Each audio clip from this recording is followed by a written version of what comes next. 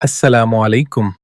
இன்றைய சமூகத்தில் காதல் மற்றும் திருமணங்கள் குறித்து பேசும்போது மாற்று மத திருமணங்கள் ஒரு விவாத பொருளாக மாறியுள்ளன. இது குறித்து இஸ்லாமிய மார்க்கம் என்ன சொல்கிறது? இதற்கு அனுமதி உண்டா? இதில் உள்ள நடைமுறை சிக்கல்கள் என்ன? ஆதாரங்களுடன் விரிவாக பார்ப்போம். இஸ்லாத்தின் அடிப்படை விதி. இஸ்லாத்தை பொறுத்தவரை ஒரு முஸ்லிம் ஆணோ அல்லது பெண்ணோ தனது வாழ்வின் இணையை தேர்ந்தெடுக்கும்போது ஈமான், இறை நம்பிக்கை என்பதை முதன்மையான தகுதியாக கொள்ள வேண்டும். 1. முஸ்லிம் பெண்ணுக்கான விதி. ஒரு முஸ்லிம் பெண் மாற்று மதத்தைச் சேர்ந்த ஒருவரை திருமணம் செய்ய இஸ்லாத்தில் அனுமதி இல்லை. இதற்கு தெளிவான குர்ஆன் வசனம் ஆதாரமாக உள்ளது. இணை வைக்கும் ஆண்களுக்கு அல்லாவின் மீது நம்பிக்கை கொள்ளும் வரை நீங்கள் முஸ்லிம் பெண்களை மணமுடித்து கொடுக்காதீர்கள்.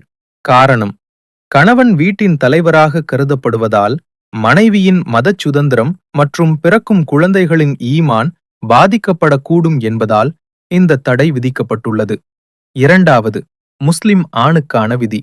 முஸ்லிம் ஆண்கள் இணை வைக்கும், சிலை வழிபாடு செய்யும் பெண்களை திருமணம் செய்ய அனுமதி இல்லை.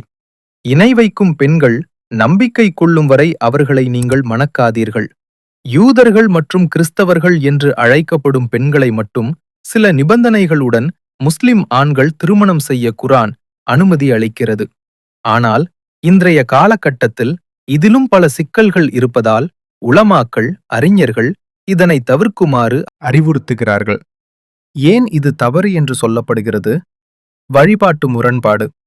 திருமணம் என்பது 2 ஆன்மாக்களின் சங்கமம். ஒரு வீட்டில் வேறு கடவுள் கொள்கைகள் இருக்கும்போது அங்கு நிம்மதி குறைகிறது. குழந்தைகளின் எதிர்காலம். பிறக்கும் குழந்தைகள் எந்த மதத்தை பின்பற்றுவார்கள்? அவர்களுக்கு கொடுக்கப்படும் போதனை என்ன என்பதில் பெரிய குழப்பம் ஏற்படும். மறுமை வாழ்க்கை. இஸ்லாமிய நம்பிக்கையின்படி ஈமான் இல்லாத ஒரு வாழ்க்கை மறுமையில் வெற்றியை தராது. ஒரு முஸ்லிம் தனது துணையை சொர்க்கத்திலும் தன்னுடன் இருக்க விரும்ப வேண்டும். கலாச்சார சிக்கல். உணவு முறை, சடங்குகள், பண்டிகைகள் போன்றற்றில் தொடர்ச்சியான கருத்து வேறுபாடுகள் வர வாய்ப்புள்ளது. காதல் என்பது உணர்வு சார்ந்தது. ஆனால் திருமணம் என்பது ஒரு வாழ்நாள் ஒப்பந்தம்.